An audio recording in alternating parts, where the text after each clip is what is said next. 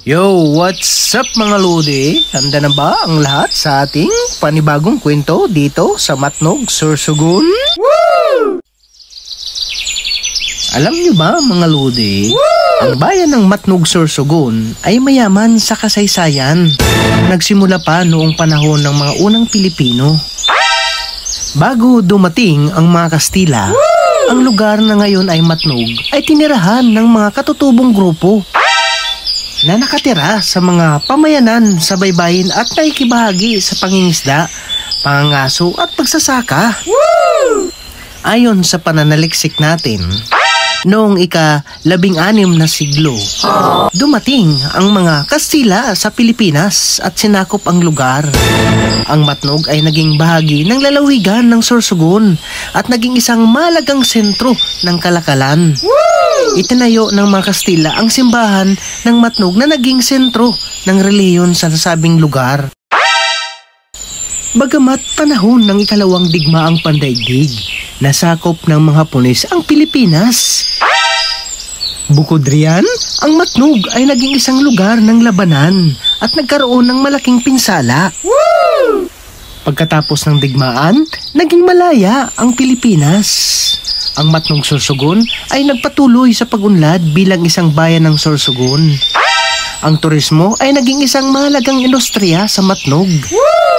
Kasalukuyan, ang Matnog ay isang maunlad na bayan na kilala sa magagandang tanawin, masasarap na pagkain, at mga ala-kristal na mga white beaches.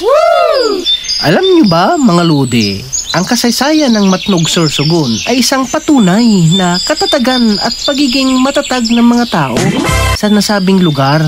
Sa kabila ng mga pagsubok na kanilang pinagdaanan, nagawa nilang mapanatili ang kanilang kultura at tradisyon at patuloy na umunlad ang nasabing bayan.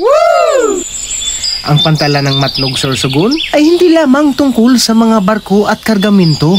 Ito ay isang makulay na sentro ng pakikipag-ugnayan ng mga tao. Ang pantalan mismo ay isang patutuo sa katatagan at talino ng mga Pilipino. Bagamat hindi ito natataglay sa mga modernong kagamitan ng mas malalaking pantalan. Bukod riyan, higit pa sa pagiging sentro ng transportasyon, ang pantalan ng Matnog, Sorsogon ay may mahalagang papel sa lokal na ekonomiya. Sinusuportahan nito ang maraming negosyo, mula sa maliliit na kainan at sa mga tindahan ng souvenir hanggang sa mas malalaking kumpanya na sangkot sa pagpapadala ng logistik. Ang pagdagsa ng mga turista ay naidudulot din ng malaking kita sa nasabing bayan. Bagamat ang pantalan ng Matnog, Sorsogon ay higit pa sa isang punto mapa, ito ay isang simbolo ng koneksyon at katatagan at ang matatag na diwa ng mga Pilipino.